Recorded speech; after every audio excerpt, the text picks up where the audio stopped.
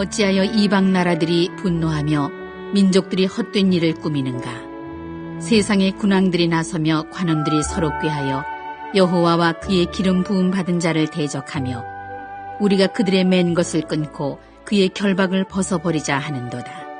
하늘에 계신 이가 웃으시며 주께서 그들을 비웃으시리로다. 그때의 분을 바라며 진노하사 그들을 놀라게 하여 이르시기를 내가 나의 왕을 내 거룩한 산 시온에 세웠다 하시리로다. 좋으신 하나님, 예배의 자리에 있게 하심 감사드립니다.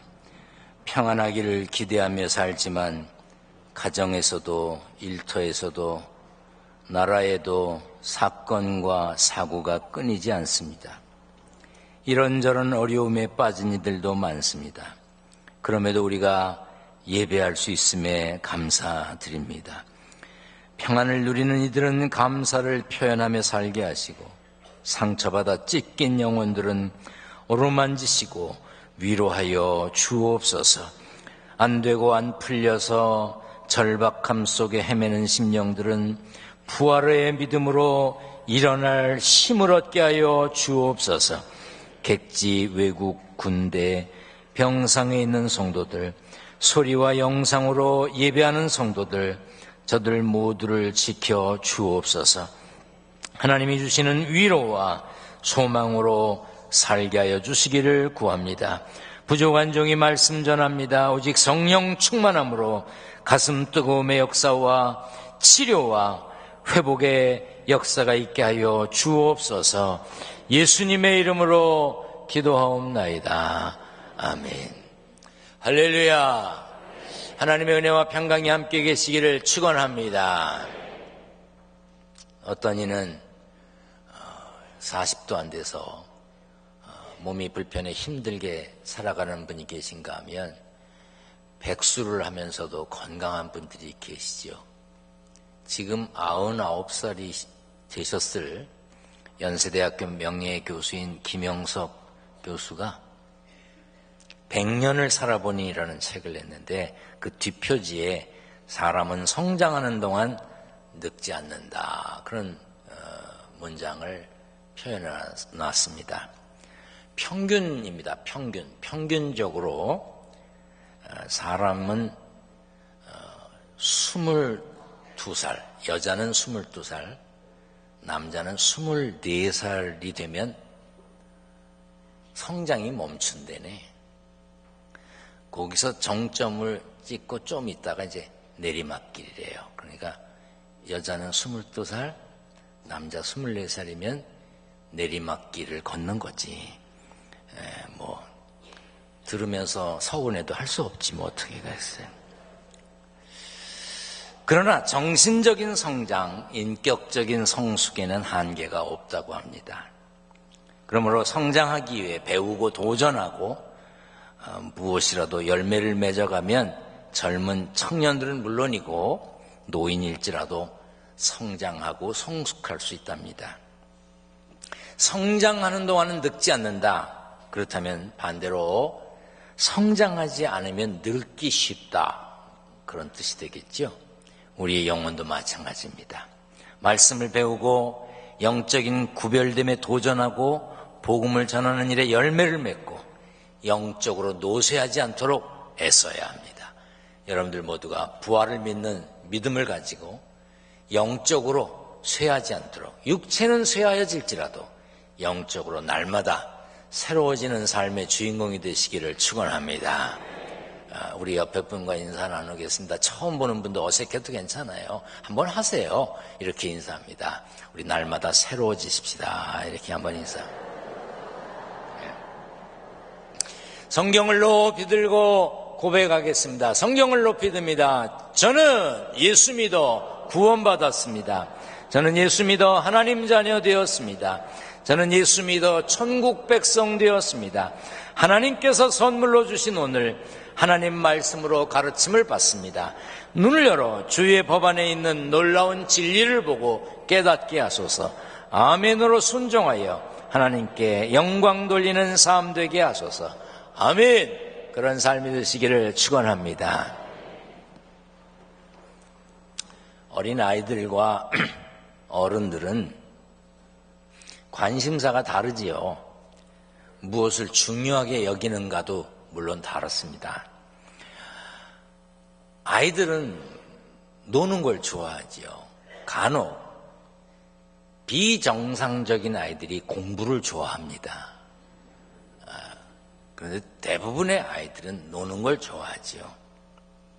어떤 집에 사는가, 아버지가 무슨 차를 타는가, 그렇게 특별히 관심 없습니다. 그죠? 어디에 갈 수 있으면 되고, 어디에 가든 장난감만 있으면 재밌게 놀지요. 뉴스를 보고 있는 어른들이 이해가 안 된다고 하지요. 또 어른들은 어린이의 재밌어하는 프로그램을 보면 아유, 저게 재밌을까? 이렇게 생각합니다. 어떤 프로는 어른이 보고 웃지만 어떤 프로는 애들이 보고 짜증을 냅니다. 우리가 믿음으로 하나님의 자녀가 되었다고 하지만, 하나님을 아버지라고 부르지만 하나님이 우리 머리로 이해가 잘 안 될 때가 많지요. 때로는 하나님께서 우리에게 하라고 하시는 말씀, 성경에 기록된 말씀도 우리가 생각하기엔 안 해도 될 것 같은 그런 느낌이 드는 말씀조차도 있습니다. 그럴 때 하나님은 우리를 말씀으로 설득시키시기도 하고 우리가 원하는 것을 들어주시기도 하지만 때로는 꾸짖으시고 때로는 하나님의 길을 따라오도록 명령하십니다. 오늘 본문 시편의 내용은 질문으로부터 시작됩니다. 어찌하여 이방 나라들이 분노하며 민족들이 헛된 일을 꾸미는가? 하나님을 알지 못하는 이방 나라들이 분노했다. 다른 번역에는 소란을 일으켰다. 그렇게 번역하고 있습니다. 여러 민족들이 하나님 보시기에 헛된 일을 꾸미기 시작했습니다. 세상의 왕들, 높은 자리를 차지한 이들이 하나님을, 그리고 하나님께서 기름 부은 하나님의 사람을 대적했어요. 자신들을 속박하고 자유를 제한하는 것들로부터 벗어나기 원했습니다. 하나님 계신 건 좋은데 하나님이 자꾸 뭘 하지 말라 그러니까 자유가 제한받는 것이라고 생각했어요. 그래서 그 하나님으로부터 벗어나고 싶어 했습니다.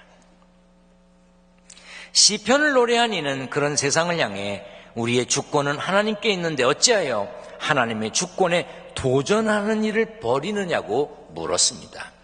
동시에 시인은 그런 세상을 바라보실 하나님의 반응을 오늘 본문에서 이렇게 기록하고 있습니다. 하늘에 계신 이가 웃으시며 주께서 그들을 비웃으시리로다.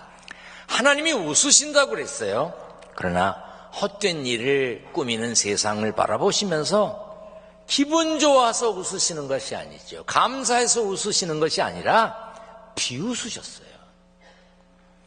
하나님께로부터 멀어지려고 애쓰는 세상 군왕들의 어리석음, 많은 민족들이 허사를 경영하는 것을 보시면서 하나님의 통치 영역에서 벗어나려는 사람들을 보시고 참, 저것들이 왜 저러나 안타까운 마음으로 비웃으셨습니다. 자유가 뭡니까? 자유. 그냥 마음대로 하는 게 자유인가요? 사전적으로는 외부적인 구속이나 무엇에 얽매이지 않고 자기 마음대로 할 수 있는 상태를 자유라고 말합니다. 그러나 피조물인 사람은 창조주 하나님으로부터 벗어나려고 하는 것, 그것이 자유가 아니지요. 창조주 하나님으로부터 벗어나려면 죄악의 사슬에 스스로 얽히는 행위가 되고 맙니다. 하나님의 보호 아래에 있는 사람이 하나님의 눈에서 벗어나고자 하는 것은 패망을 자초하는 일입니다. 보호받아야 될 어린아이가 부모를 벗어나는 것은 엄청난 위험에 노출되는 것과 같은 것입니다. 기업의 구성원들이 아이디어를 냅니다. 새로운 제품에 대한 아이디어도 내고 회사 운영, 경영에 효과적인 것을 위해서 이제 아이디어를 내지요. 그러나 모든 것은 최종 결정권자가 사인을 해야 그 일을 시행할 수 있습니다. 성경은 이렇게 가르칩니다. 사람이 마음으로 자기 길을 계획할지라도 그 걸음을 인도하시는 이는 여호와시니라. 우리가 계획해도 우리가 준비해도 결제는 하나님이 하시는 것이고 진행도 하나님이 하시는 것입니다. 그런데도 사람들은 자기 마음대로 계획을 세우고 자기의 길을 가려고 합니다. 신앙생활을 시작해서 처음엔 몰랐는데 점점 지나면서 이렇게 해라 저렇게 해라 이거 하지 마라 저거 하지 마라 그렇게 되면 사람들이 이렇게 생각합니다. 왜? 교회는 이렇게 하지 말라는 게 많은가? 왜 교회는 이렇게 귀찮게 굴어? 이렇게 말합니다. 왜 자유롭게 놔두질 않아? 그런데 마음대로 하는 게 자유일까요? 국민의 자유를 보장하는 그 어떤 국가도 모든 사람이 원하는 행동을 마음대로 하도록 두지 않습니다. 많은 사람들의 자유, 공공의 안녕, 질서를 위해서 사람들의 행동을 제한합니다. 요즘 자동차는요, 성능이 좋은 건 200km 이상 달릴 수 있죠. 그렇게 달려보신 분들 계세요? 가끔 무용담을 하듯이 자기가 200을 밟아봤다는데 그런 소리 하지 마세요. 그러다 죽어. 저는 겁이 많아서 그렇게 못해요.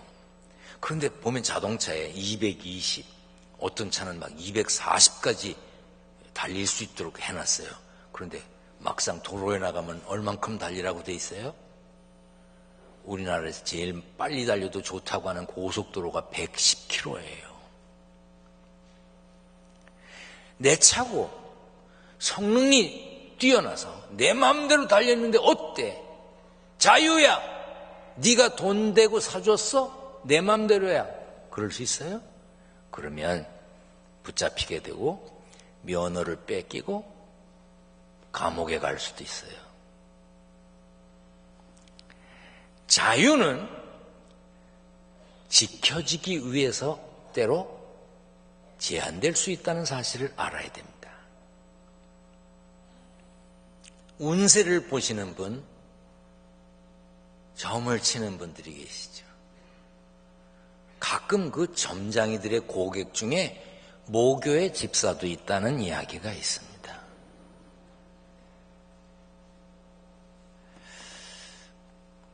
신문을 보시면 오늘의 운세 이런 것들이 나오는데 그런 거에 집착하시나요? 동쪽으로 가지 말아라. 오늘은 동쪽을 향해 가지 않는 것이 좋다. 그러면 부천 사는 사람들은 상당히 심각해집니다. 서울이 직장인 분들은 동쪽으로 가야 서울이거든요. 그러면 동쪽으로 가지 말라고 그랬으니까 서쪽으로 돌아서 지구 한 바퀴를 돌아서 서쪽으로 가다가 내가 목적지로 가야 됩니까? 금년에는 물을 피해라. 그런데 서울로 가려면 한강을 건너야 되니 직장을 그만둬야 됩니까? 세수를 해야 되는가 말아야 되는가?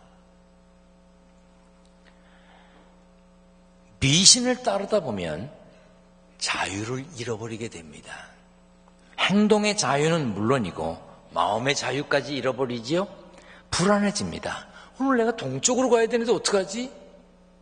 거기 물 있지? 참 등신들이 여러 가지예요. 어디서나 함께 하시고 전능하신 창조주 하나님을 믿는 사람이라면 동으로 가든 서로 가든 남으로 가든 북으로 가든 강으로 가든 산으로 가든 자유롭게 당당하게 다닐 수 있음을 감사하시기를 축원합니다. 아멘. 그거에 얽매여 사는 사람은요 바보예요, 바보. 신앙생활하는 우리들이 누구의 뜻을 따라야 됩니까? 누구의 말을 들어야 돼요? 어떤 것을 기준 삼아야 됩니까? 카나다 출신이면서 미국 하버드 대학의 교수로서 프랭클린 루즈벨트, 해리 트루먼, 존 F 케네디, 린든 존슨 이런 미국의 대통령들의 경제 자문 역할을 했던 갤브레이스 박사가 있습니다. 그의 자서전에서 평생 자신을 도왔던 에밀리라고 하는 비서를 소개해 놓았어요. 한 번은 갤브레이스 교수가 피곤해서 낮잠을 자면서 나 피곤하니 깨우지 말아라. 그렇게 하고 잠자리에 들었습니다. 그런데 당시에 미국 대통령이었던 린던 존슨의 참모들이 백악관에서 이 교수에게 전화를 한 거예요. 그런데 비서 에밀리가 받아서 못 바꿔드립니다. 지금 주무십니다. 대통령이 전화했다고, 대통령이 통화하고 싶다고 바꾸라고 참모들이 난리가 났습니다. 그런데 교수님이 피곤해서 주무시기 때문에 못 바꿔드립니다. 아이고, 뭐 백악관에서 난리가 났지. 대통령이 전화하겠다는데 이게 연결을 못하니. 그런데 이렇게 말했습니다. 너무너무 죄송합니다. 그런데 저를 고용하신 분은 대통령이 아니라 교수님이십니다. 그래서 저는 저를 고용하신 분의 지시를 따라야 합니다. 여러분이라면 그런 전화를 받았을 때 어떻게 하셨겠습니까? 만약 여러분의 비서가 대통령이 전화를 했는데 주무신다고 안 바꿔줬다면 잘했어, 그러시겠습니까? 후에 갤브레이스 교수는 존슨 대통령에게 정말 훌륭한 비서를 두었다는 칭찬을 받았고, 그 에밀리라는 비서를 백악관으로 보내줄 수 없느냐는 요청도 받았다고 해요. 우리는 누구의 지시를 받아야 됩니까? 누구의 뜻을 따라야 됩니까? 이 세상을 살면서 우리는 누구의 뜻을 따라 살아야 하느냐 이 말이에요. 우리에게 참 자유를 주신 전능하신 하나님의 뜻을 따라 살아야 합니다. 아멘. 아멘. 그런데 아멘은 잘하는데 그 다음이 문제지요. 바울은 이렇게 고백했습니다.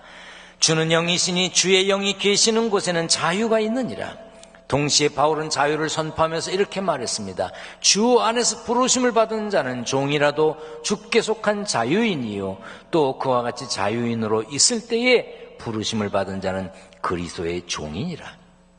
예수 믿음으로 구원받아 주의 성령이 주시는 자유를 얻은 우리는 동시에 하나님의 계획에 의해 부르심을 받은 그리스도의 종입니다.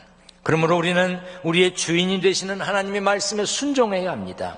하나님 말씀을 우선으로 따르는 것이 예수 믿는 우리가 마땅히 해야 할 일이지요. 목욕탕 주인의 법칙이라는 얘기가 있더라고요. 누가 만들어낸 얘기겠지요. 전국 목욕탕 협회 총회에서 이런 결론을 내렸답니다. 모든 사람에게, 누구에게나 때는 있다. 때 없는 사람이 있을까요?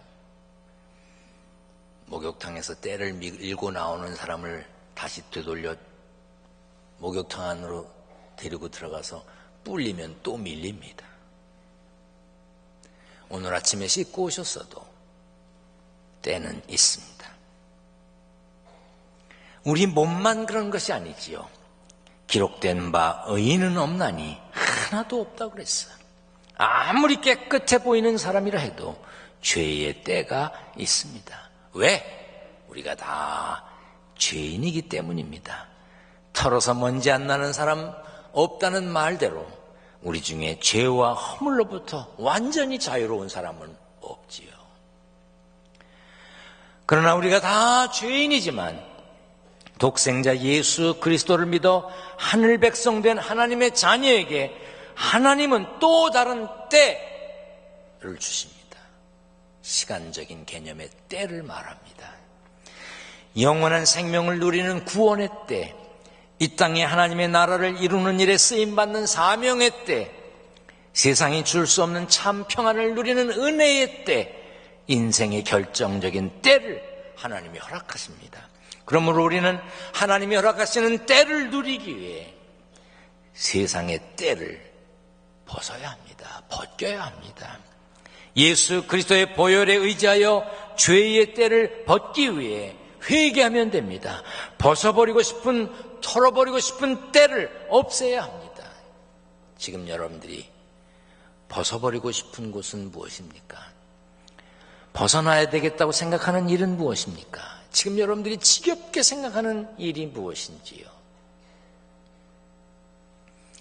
미국 콜로라도 주에 가면 그릴리라고 하는 작은 도시가 있어요. 뭐 도시라고까지 할 만큼 크지도 않아요. 덴버 공항에서 비행기에서 내려서 그 그릴리까지 가려면 이렇게 평지로 쭉 가는데 그냥 소똥 냄새가 막 차 안으로 들어오고 그러는 동네예요. 저는 거길 여러 차례 갔었습니다. 왜냐하면 이제 처가댁이 그쪽 그릴리에 살고 계셨거든요. 그 그릴리로 이렇게 들어가다 보면 그 진입로를 어디를 택하느냐에 따라서 보이기도 하고 안 보이기도 하는데 큰 나무가 있습니다. 그 나무에 신발들이 주렁주렁 매달려 있고 그 나무 기둥에 이렇게 신발들이 못 박혀 있어요. 그래서 몇 번은 그냥 지나쳤는데 어느 날 제가 차를 세우고 사진을 찍었습니다. 한번 보겠습니다. 네, 저 나무예요. 네. 저게 제가 성능이 좋지 않은 카메라로 찍어서 저런데 나름 잘 찍은 겁니다. 저거. 네, 제가 가까이 보겠습니다. 네, 저렇게 더 가까이 보겠습니다. 네, 나무에 새가 달린 게 아니라 신발이에요, 신발. 자, 더 가까이 보겠습니다. 네, 이렇게 신발을 나무에다가 이렇게 못 박아놨습니다. 지금은 저 나무가 없어졌다고 그래요. 그 그릴리 주변에 저런 나무가 또 있는지 모르겠는데 하여튼 저 나무가 없어졌다고 하는 이야기가 있습니다. 나무가 있는 그 땅 주인이 나무를 베어버렸는지 나무가 불에 탔는지 그건 뭐 정확히 알 수는 없습니다.